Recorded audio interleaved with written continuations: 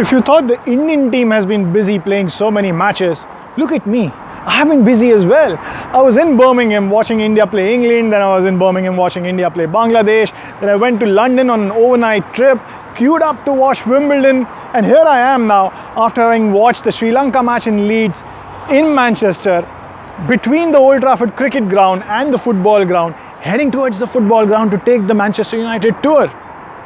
Follow me.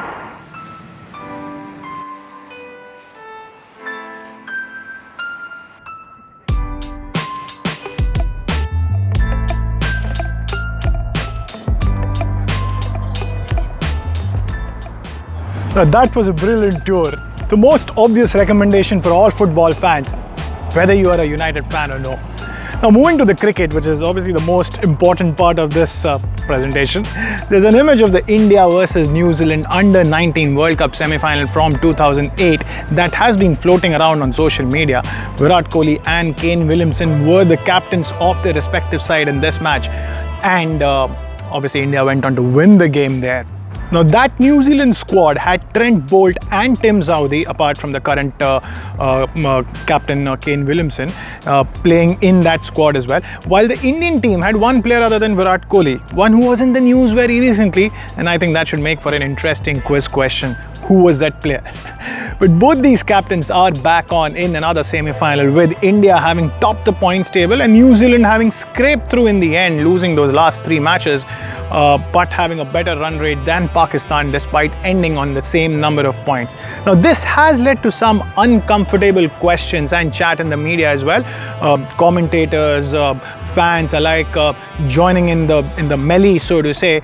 And before we move on to our next segment, here's what Nishad and I had discussed about this particular situation. I'll put you in a spot here. Yeah. You spoke about Williamson. Let's talk about Pakistan before we wrap it up. Okay. Talks about net run rate not being the right way of going about it. Head to head should have been taken into consideration. Pakistan should have qualified for the semi-final. Do you think it's more to do with the recency bias, as they call it? I think it's more to do with the recency bias, yes, and I also feel that net run rate awards consistency. If you are consistent with your performances, that's where you get rewarded, and net run rates is very crucial in that aspect. Even when you look at some of the other tournaments where teams have gotten through because of net run rate, it is because of consistency or maybe marginal consistency compared to others. So it's too late to do anything about it right now. Maybe something ICC can consider, but I'm in favor of net run rate. Which is what I mean, whether it's net run rate or it's head to head, this was discussed way back. Exactly. And unlike the 1992 World Cup rain rule, which was discussed way back as well, and people had a chance to look at it, net run rate has been there for donkey's years. It's not for the first time that net run rate has been included. So if you had any objections, you would raise it beforehand.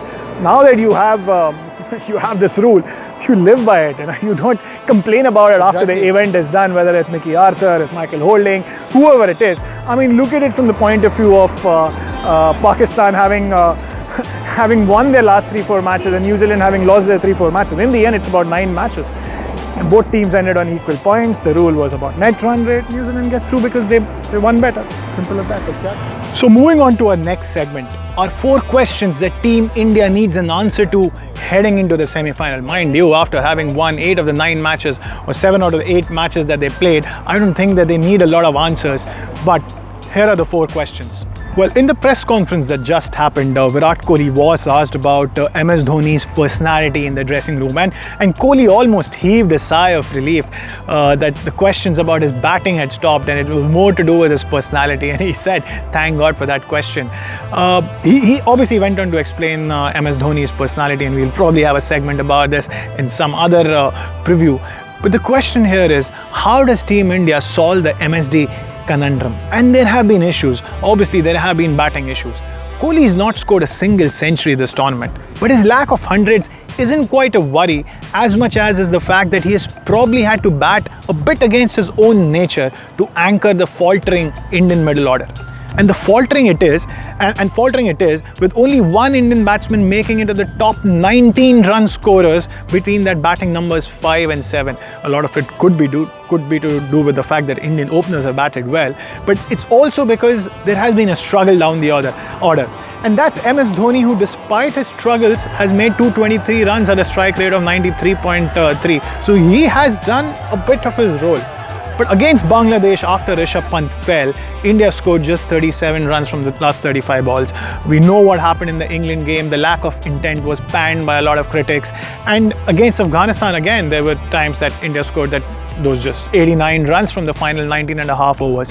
So these Indian worries are obviously not restricted to MSD alone, as seen by the axing of Kedar Jadhav, who has been struggling as well, apart from that 150, and the selection of Dinesh Karthik. Now, Dinesh Karthik's selection bolsters the batting on paper, but weakens the bowling with no sixth bowling option available. And Kohli was asked about that question as well, and he kind of deflected it with a joke that, you have spoken about how good a bowler I am, having dismissed Kane Williamson in that 2008 Under-19 World Cup. So probably I'll take over the bowling attack.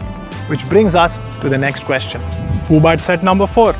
Yes, I know you would be jumping to say that it should be Rishabh Pant, now that he has done exactly that in the last 3 games and got himself a neat 48 against Bangladesh after that struggling innings against England.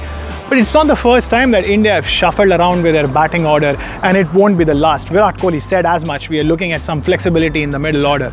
And in relation to what I said earlier, will India want to get themselves an aggressive bat like Rishabh Pant at 6 or 7 instead of 4?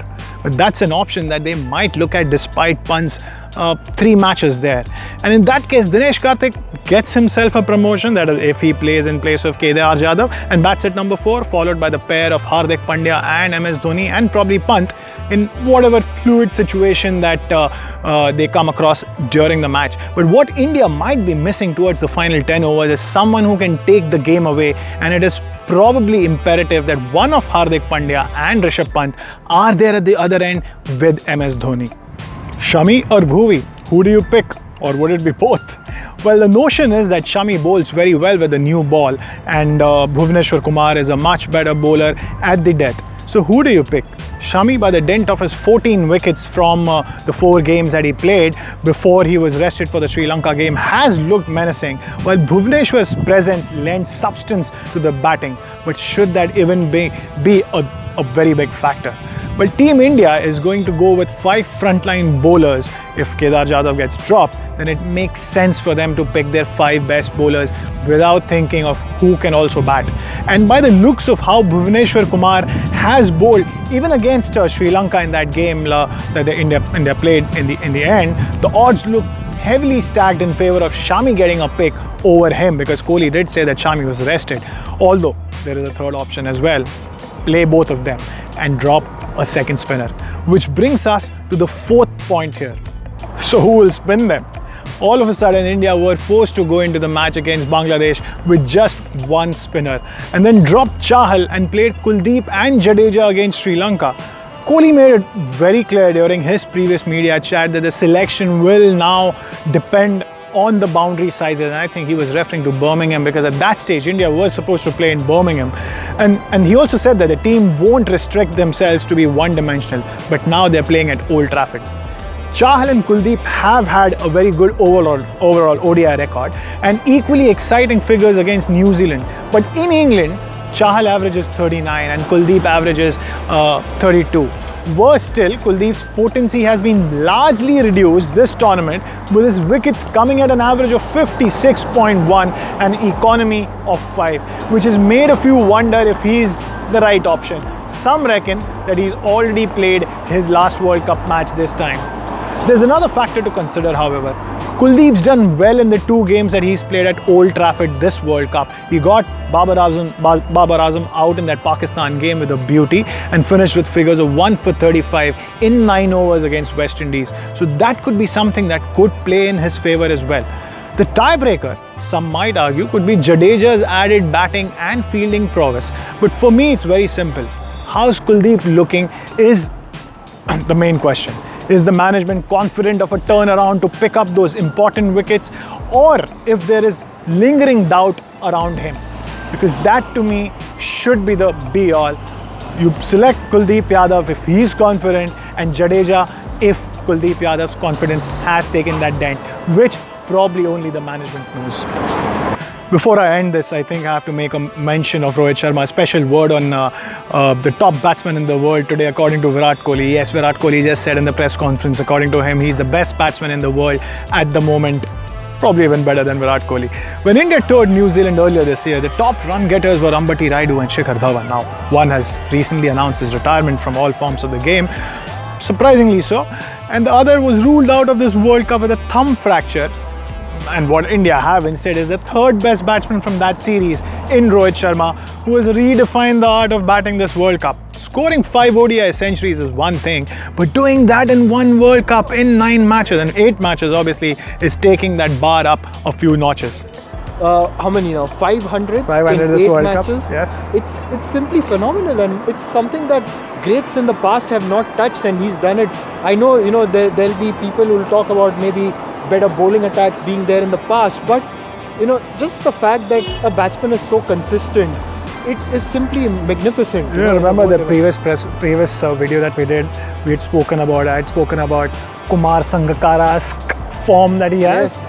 Probably somewhere down the line, next few World Cups, there will be someone talking about a Rohit Sharma's form, because Absolutely. 5 centuries, no one has done it, and done it with so much of elegance, so much of class, as he said. Now, to give you a context here are some of the centuries hit by the top order batsmen in the last 4 years before the start of this World Cup. We are looking at a 4-year period. Shikhar Dhawan, who's obviously ruled out, has scored 8 centuries in these 4 years. Ross Taylor has scored 8 centuries. There have been likes of Aaron Finch, Jason Roy, Johnny Bairstow, Joss Butler, Alex Hales, all between 6 and 7 centuries. Owen Morgan 5, Kane Williamson, Rich vein of form 5 centuries. And now you look at 5 centuries by Rohit Sharma in a single World Cup. Now that's something, that's saying something. Rohit Sharma's previous century against Sri Lanka was his 20th since the previous World Cup, and which is one more than Virat Kohli in the same period. So you're looking at Rohit Sharma having scored most number of centuries since the start of the previous World Cup. Now, why I make this comparison is very simply because while Kohli has been excellent this tournament, he would be the first to admit that he hasn't quite hit top gear. Well, it could be very well by design because of the way things have gone. But come at the hour, as they say, come at the man. So watch out, New Zealand. An interesting stat to end this with is that this is a match between two teams who rely most heavily on their 2 best players. Williamson for New Zealand having scored 30.2% of the runs made by his team this World Cup, and Rohit Sharma with 29% of the team runs. That's a lot of runs scored by one batsman. So there we are, Suneer Chowdhary here for World Cricket Chat before India playing New Zealand in the semi-final outside Old Trafford.